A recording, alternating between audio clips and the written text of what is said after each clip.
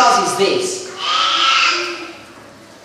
Instead of having this idea, so I'm going to get that.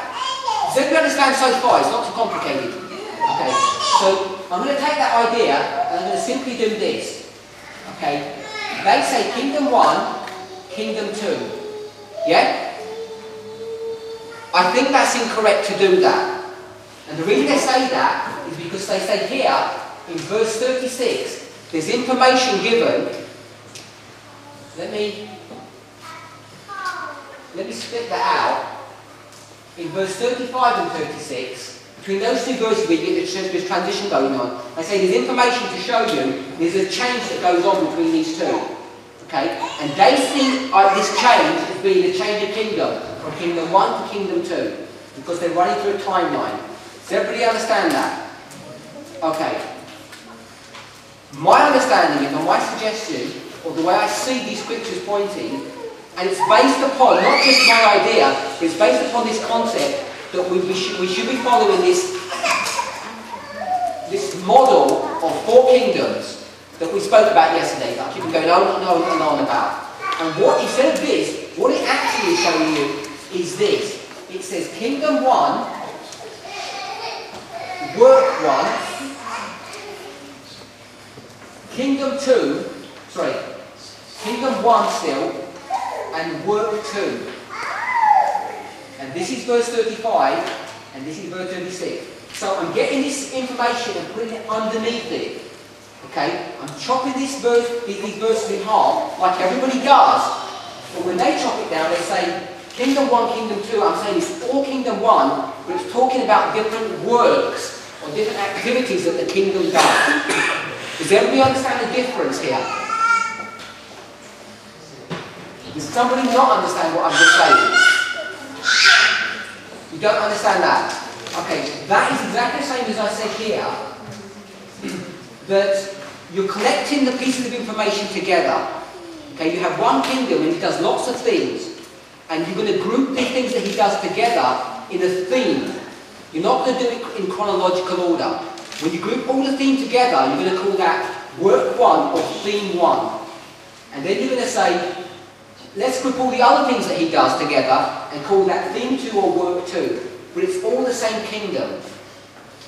Okay? You can look at it that way, or you can look at it this way. And this is the way that Uriah Smith and almost everyone else has interpreted the verses in Daniel 11. And if you do it this way, you will make a misinterpretation of the verses. And that's why everybody comes into a mess when they get to verses 40 to 45. There was James White at the General Conference. James White at the General Conference of, I think it was 1870 something, suggested that that king of the north could only be the papacy, because if there was a 4th kingdom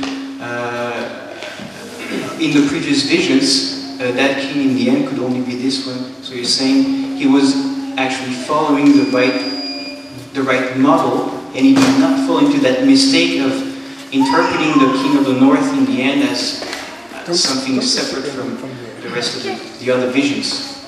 Okay, I don't know if everybody understood the point he made, but even if you didn't understand the point, one comment on that history and many other histories is this. You can have the right answer, but for the wrong reason, or you may not have a complete understanding of it. And I'm suggesting that the understanding that we have today, because we have the hindsight and the information that the pioneers gave us, plus there's lots of more information that's come up since then, so that the arguments that James White used, they were true and valid, and they're based around the structure that there's 4 kingdoms, and then God sorts it out at the end. But there are other models, other themes and ideas that have come to light since then. And one of those ideas is this idea here, okay, that when you look at the verses of the structure of it, it's not following through this way, it's following in a different way. And it's a different way of explaining why James White was correct and Uriah Smith was incorrect on their identification of the King of the North. Okay, but we'll go on to that. There's another question. Okay.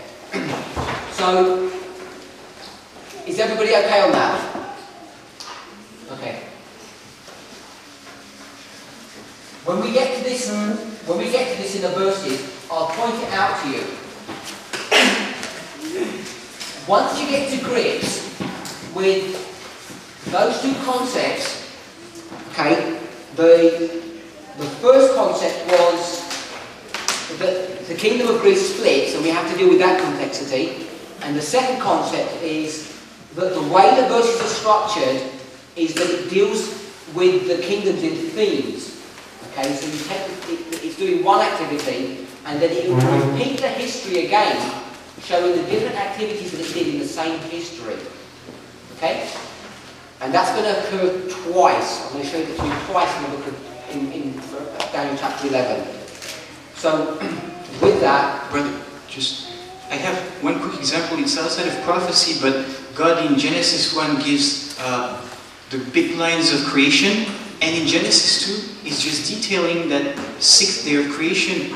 So, it's one example of what you are saying. God is not necessarily saying things all the time in chronological order, because if people read through Genesis and Genesis 1 and Genesis 2, they can think, you know, after He made Adam, then He created Eve and all the other events happened, but am I making people lost? That's a very good example. It's a non-prophetic example, it's a very good one. Did everybody understand the point he's making? I think it explains exactly what I'm saying. They're both in chronological order, the two chapters, but they're not separate events. It's going over the same history again, but again in chronological order. Yeah? Okay, I think that was nice. So that is a good example. So let's go to verse 2 now. Verse 2.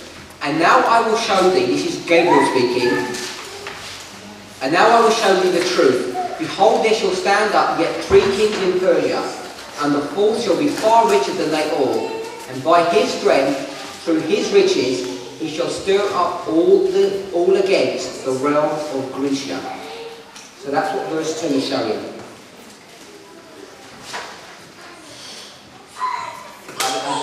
I need to point out, just expect one more concept in place before we go into the verses. Just one more concept. I should have done that before. I've just read this verse. And that's this. The whole point of all the detailed information that's given here is, first of all, it shows you how the kingdom is set up. So it's going to show us how you get from Greece into these two kingdoms. Once it's shown you that, then the rest of the history that it talks about is what the king of the north and the king of the south are fighting over.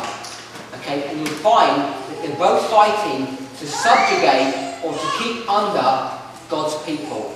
So the whole point of all this history about Syria and Egypt and Greece and pagan Rome, the whole point of it all is because of the relationship they have with God's people.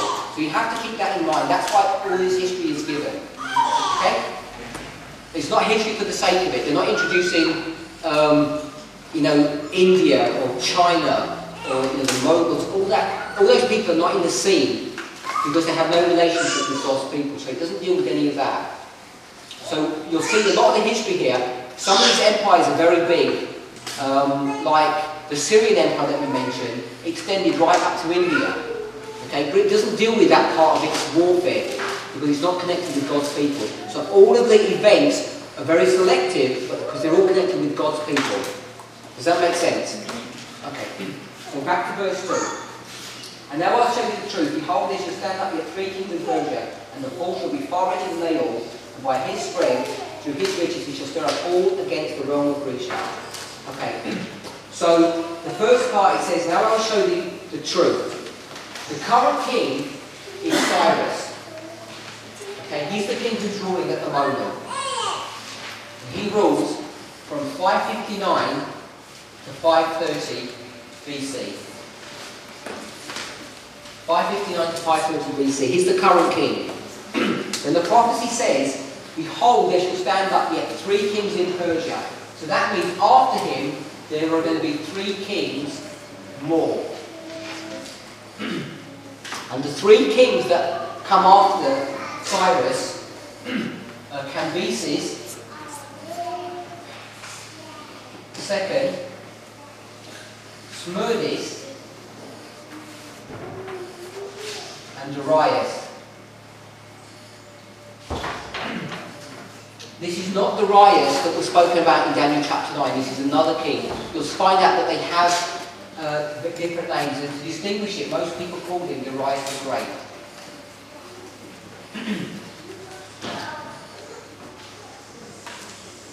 He reigned from 530 to 522. He reigned from 522 to 522, only a very short time, not even a year. And Darius reigned from 522 to 486. So they're the next three kings that come onto the scene. Then it says, the fourth king. It says, the fourth king shall be richer than they all, and by his strength, through his riches, he shall stir up all against the realm of Grecia. So basically what that whole portion of the verse is saying, that the fourth king is going to get help from others, when it says he's going to stir by his strength all against the realm of Grecia. He's going to collect an army and stir up a number of nations to come against Greece. Okay, so that's what it's talking about. The fourth king is Xerxes, the first. So to give you some understanding who Xerxes is, another name that he's given is Ahasuerus. And we're all familiar with who Ahasuerus is, yeah? Ahasuerus is the king who Esther married. Okay, so this is in the time of Esther. And he reigned from 486 to 465. Has everybody heard of the 300 Spartans? Yeah? Thermopylae. Everybody heard of that? Yeah? That's when, okay, it's a famous historical battle, and that was the climax of the first major engagement between Persia and Greece. It says this king's going to stir up everybody against Greece. Okay? And that is the history there of the 300 Spartans at Thermopylae. And it was a mixed engagement.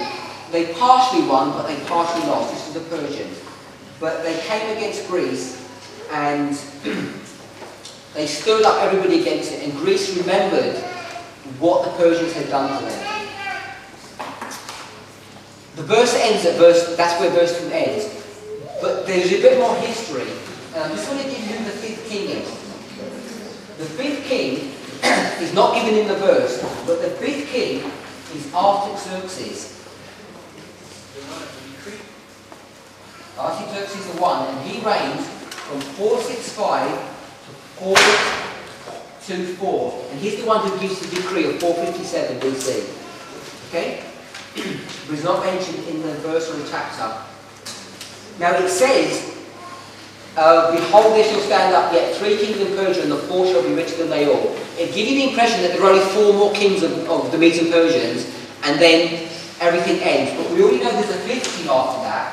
In fact, there's not only the 5th king, but there are a number of kings after that. And the last king of Persia, there are actually 13 of them. Let me not put the 13, let me put 12 down. I want to keep it simple. There are 12 kings in Persia, from Cyrus to the last. So he's listing number 1, 2, 3, 4, 5. It goes down to number 12. Okay? When you get to number 12, this king here is Darius as well. And he's Darius the third. And he reigns from 336 to 330. So is that simple? Yeah? The verse stops here. It says when the 4th king comes on the scene, he's going to go to war in a big way against Greece. And the reason that they mention him is because he's the reason that Greece comes back in verse 3 to take revenge on Persia. Okay, he's the reason that Greece actually, the historical reason why Greece wants to come back and get revenge on Persia, because of the work of this king Xerxes. But he's only king number 4